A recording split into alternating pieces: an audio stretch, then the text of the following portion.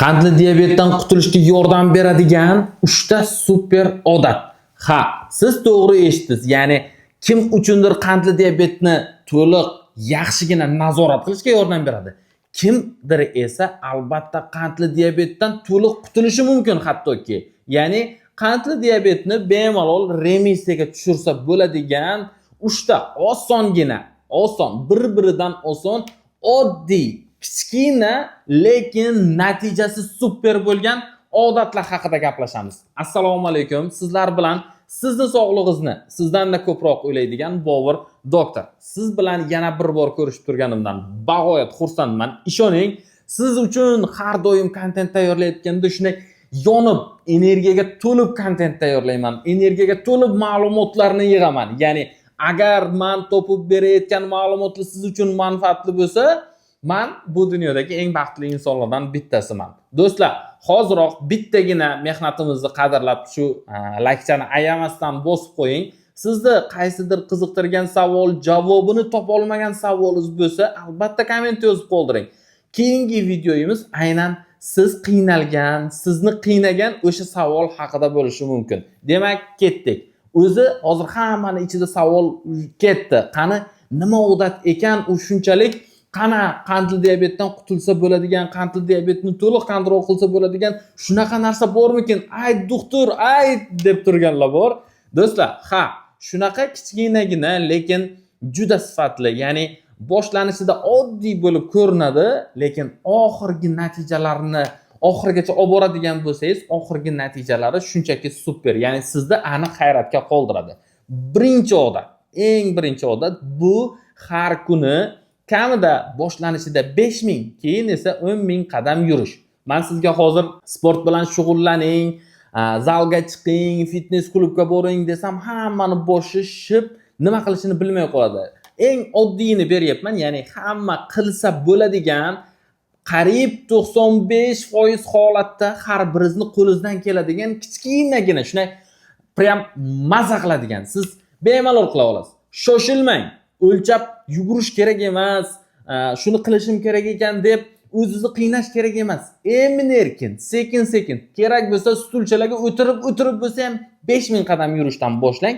Sekin-asta 10000 qadam yurishga chiqazing o'shani. Ya'ni siz uchun eng ideali 10000 qadam yurish bo'ladi. Yurish sizga nima beradi? Yurish sizga birinchidan yoshligingizni ushlashga yordam beradi.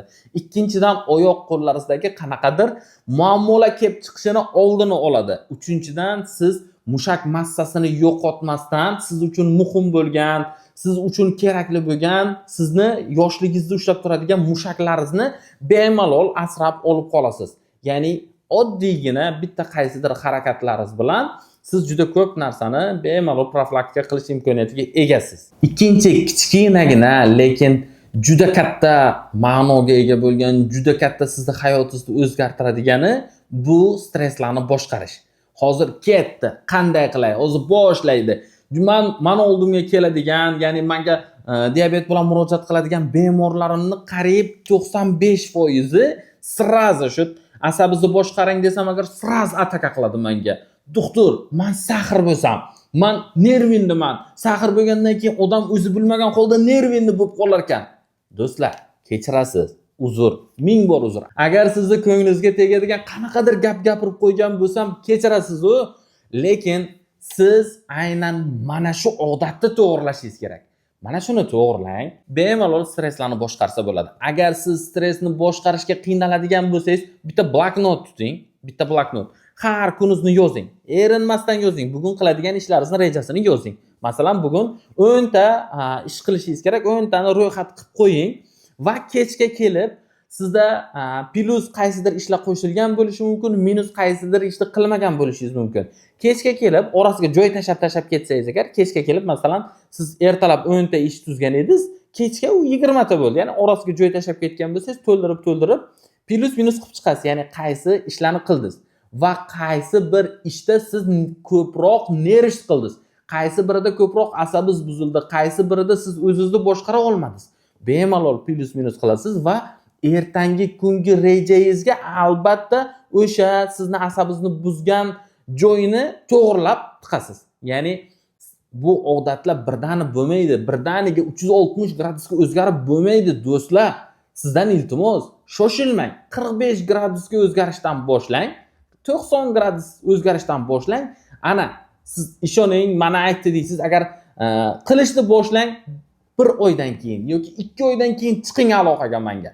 Bu sizga shunchaki birinchidan nimalar beradi deydigan bo'lsangiz agar, birinchidan uyquni to'g'rilab olishga yordam beradi. Jinsiy hayotingizni to'g'ri ushlashda, bir umr yaxshi saqlashda yordam beradi. Boshqalar bilan отношенияларingizni to'g'rilashda yordam beradi. Kimnidir ko'nglini og'ritmasligingiz uchun yordam beradi. Birorta inson bilan bog'liq qanaqadir vaziyatlarga, og'ir holatlarga tushmasligingizga yordam beradi. Oddiygina stresslaringizni boshqarish. Shuncha narsani o'zgartirsa bo'lar ekan bittagina stressni boshqarish bilan. Men o'ylaymanki, bu sizga qiyinlik qilmaydi. Shunchaki bitta bloknot va siz hayot tarzini bemalol o'zgartira olasiz. Agar kimni qo'lidan kelmayotgan bo'lsa, murojaat qiling, men sizga yana ham osonroq yo'llarni topib beraman. Uchinchisi esa bu hozir hamma o'zimiz bilardik-ku, lekin shuni qilish yoqmaydi-da, asabim chidamaydi-da deydigan har kun ertalab turgandan boshlab qonda qand darajasini o'lchash. Do'stlar, siz toki mani agar ko'rib chiqsangiz, hamma videoyimda shu gapni aytganman. Toki siz qonda qand darajasini har kun o'lchashni o'rganmas ekansiz, nazoratni qo'lingizga ola olmaysiz. Qarang, o'rtoqlaringizga qarang, siz taniydigan, hayotini ancha esiga qo'yib olgan, siz havasiz keladigan, unda ham qandli diabet bor qaysidir tanishlarga bir qarang, ular qayerdan shunaqa bo'lgan? Ular mana shu qonda qand darajasini o'lchashni hisobidan. Qonda qand darajasini o'lchash aslida qiyin narsa emas. Ishoning, siz o'zingiz uchun bemalol uni ajratsangiz bo'ladi. Kimdir bahona qilishi mumkin, uni pulichi, yana kimdir bahona qiladi, qo'lim og'riydi, yana kimdir bahona qiladi, meni asablarim chidamaydi, yana kimdir bahona qiladi, bu menga emas, yana kimdir bahona qiladi, men qo'rqoqman, yana kimdir bahona qiladi, men qondan qo'rqaman. Do'stlar, hamma bahonalarni olib qo'ying, boshqa joyga sizga kerak bo'ladi. Lekin siz hozir o'zingizda kuch topib, mana shu qonda qand darajasini o'lchashni intizomli ravishda, davomli ravishda bir umrga o'zingizga odat tariqasiga kiritishni bugundan boshlang. Qarabsizki, bir oydan keyin hayotingiz ancha-muncha farqli ravishda o'zgaradi. Do'stlar, ishoning, men hali gapirgan gaplarimni bajarib, biror kishi yomon bo'lib qolgani yo'q. Biror kishi o'z imkoniyatlarini minusga tushirib qo'ygani yo'q. Yaxshi bo'lsa yaxshi bo'ldiki, yomon bo'lgani yo'q. Ya'ni bir nechta manaman degan, men qilmayman, menga emas, e'tirozlar bildirgan odamlarga biz o'rgatganmiz mana shu kichkina odatlarni va ular bugungi kecha kunduzda qachon ko'rib qolsa, qo'li ko'ksida rahmat deydi. Nima uchun? Mana shu oddiy narsani sen qat'iyat bilan turib menga o'rgatganing uchun rahmat deydi. Sizni ham qo'lingizdan keladi. Do'stlar, diabet bilan yashash juda ham oson aslida. Faqat siz qiyinlashtirib qo'yasiz, tamom. Aslida shunchaki ana shu kichkina odatlardan boshlang, shunchaki ovqatlanishingizni to'g'rilang, uyquni to'g'rilang, mana shu qonda qand darajasini o'lchashni boshlang. Yana bir nechta odatlar, hammasini aytib kelyapman. Videolarimning hammasida bor. Oddiy odatlar. Siz shunchaki mana shularni o'zgartirish bilan butun boshli hayotingizni o'zgartirasiz. Agar siz hayotingizni o'zgartirish bilan qandaydir qiyinchilikka duch kelayotgan bo'lsangiz, murojaat qiling. Agar siz qonda qand darajasini tushira olmayotgan bo'lsangiz, murojaat qiling. Qonda qand darajasi tushmaydigan inson yo'q. Tushira olmaydiganlar bo'lishi mumkin. Har qanaqangi qonda qand darajasi baland bo'lmasin, uni bemalol normaga tushirsa bo'ladi va sizni hayot tarzingizni to'liq sizni qiynamagan holatda, ya'ni siz uchun komfort holatda o'zgartirsa bo'ladi. Do'stlar, siz bilan keyingi mavzulargacha, keyingi shunaqangi chiqishlargacha xayrlashaman. Sog'lig'ingizga e'tiborli bo'ling. Shunchaki ozgina o'zingizga g'amxo'rlik qiling. Qarabsizki, hammasi yaxshi. Diabet bilan yashashdan uyalmang, do'stlar. Diabet bu uyga qamalish emas, diabet bu yanada yaxshiroq, yanada baxtliroq yashash yo'li. Shunchaki siz uni tanlasangiz bo'ldi. Shunchaki siz xohlasangiz bo'ldi. Shunchaki bu yoqqa komandani to'g'ri bersangiz bo'ldi. Do'stlar, salomat bo'ling. Fikrlaringizni albatta kommentda yozib qoldiring. Men sizni kutaman, do'stlar.